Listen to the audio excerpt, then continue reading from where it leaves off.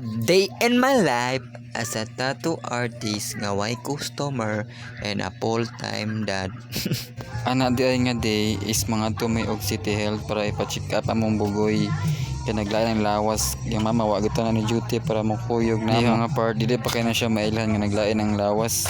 Pero diha nga part na siya gipamati. Dila na nimo mailhan. Araw kuno na ang anak niya. Wala gid intaw na siya sa mood. Nagna siya padlantaw ana nga part yung lain-lain na ginayang gipamati ng rasa ba.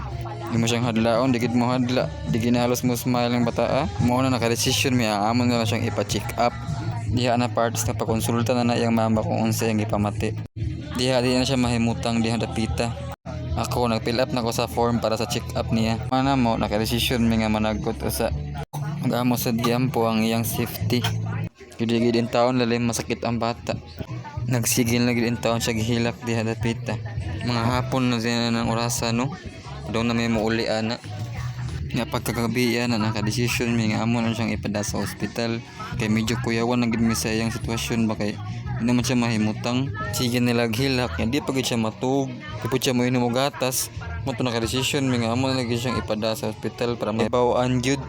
Mauna na ang reseta og para sa iyang laboratory. Gitaoran na rin siya dextrose di ano. Nitutoy po na siya gatas pero wala na niya mahurot kay nagsige man siya kalibang. Nagsige po siya suka. Ang iyang itutoy iya rasad isuka. Diha na naman na sa ward kay admit naman siya na dapita. Sige pagitaon siya suka na diha nga part. Sige po siya kalibang. Digi siya mahimutang, di pagit siya matug. Lain kay yung lawas na diha dapita. Kana second day na mo sa hospital medyo okay na siya ana. Mukaon na, matulog na, ug mainom na po siya og gatas.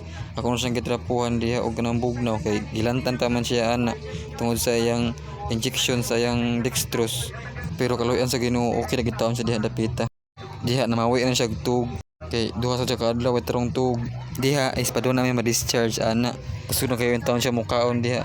Kaon na siya french fries pero gamay ra na yang gikaon diha. Dam siya palabi kay gikan bitaw ng lain niyang tiyan. Diha puro gitaw na niyang hilak diha kabaw na siguro siya nga pa doon namin manguli. Sige na siya paray. Kaluyan sa Ginoo wala gid taon may magdugay sa ospital ug naayo gid taon siya dayon. Nga dali ra sa taon may na-discharge sa ospital. Nga diha is patong na may uli sa mua. Kay discharge naman mi. So diha lang sa babush.